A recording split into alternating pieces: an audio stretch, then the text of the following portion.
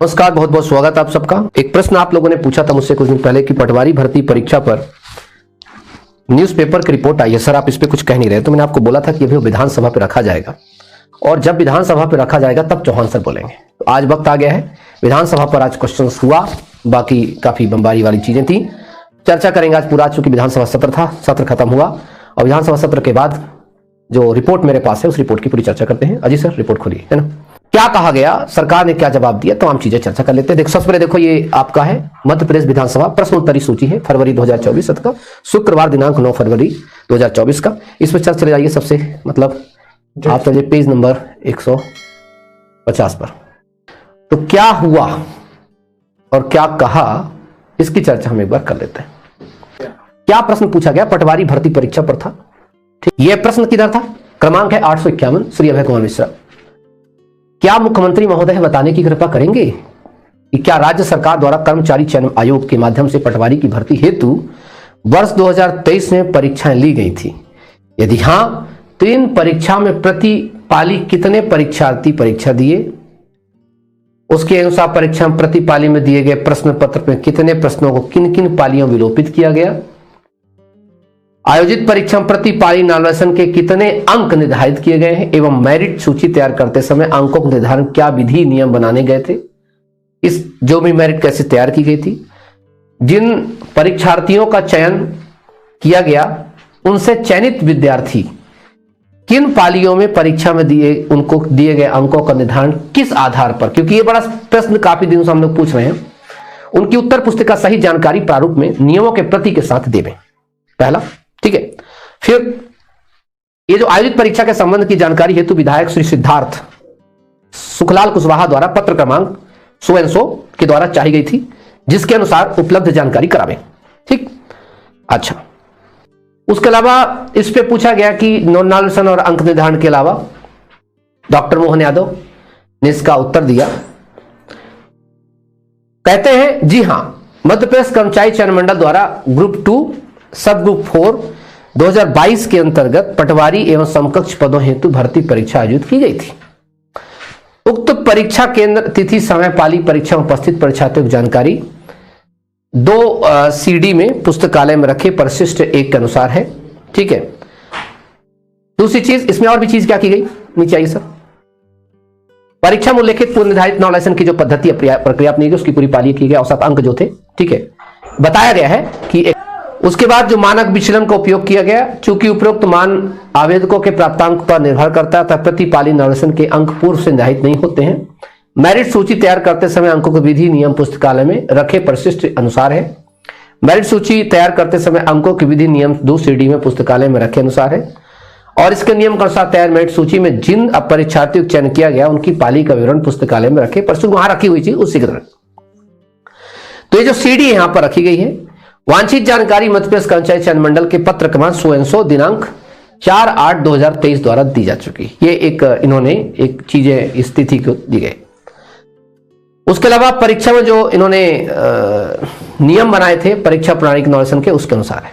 ठीक, अब इतना सा प्रश्न जो है उठाया, इस प्रश्न में कहीं पर भी पटवारी भर्ती में धांधली को लेकर और पटवारी भर्ती में क्या किया गया उसको लेकर के अभी चर्चा इसमें चीजें नहीं है।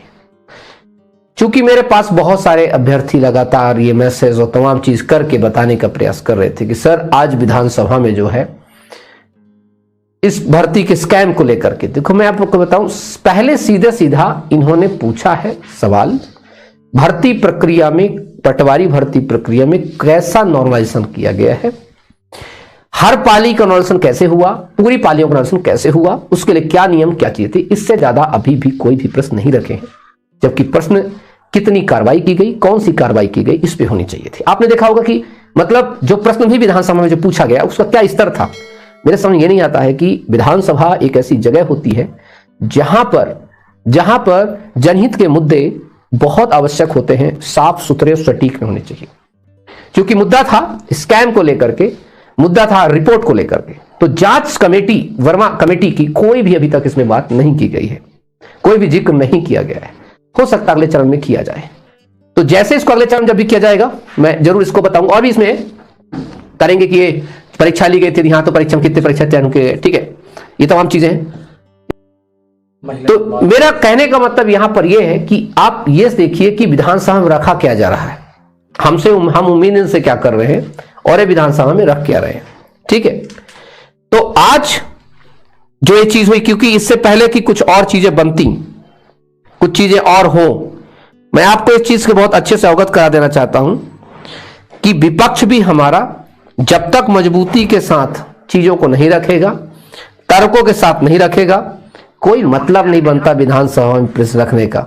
रिपोर्ट पे चर्चा करिए और रिपोर्ट सिंपल से एक ही चीज पे पूछा जाए कि साहब अब बस इतना बता दीजिए कि जब हम रिमोट एक्सेस पर ले लेते हैं और किसी पेपर को रिमोट एक्सेस पे ले करके जब सॉल्व किया गया तो उसके लिए आपने क्या किया, बस। अच्छा, ये मुद्दा क्यों उठाया गया, क्या लगता है आपको?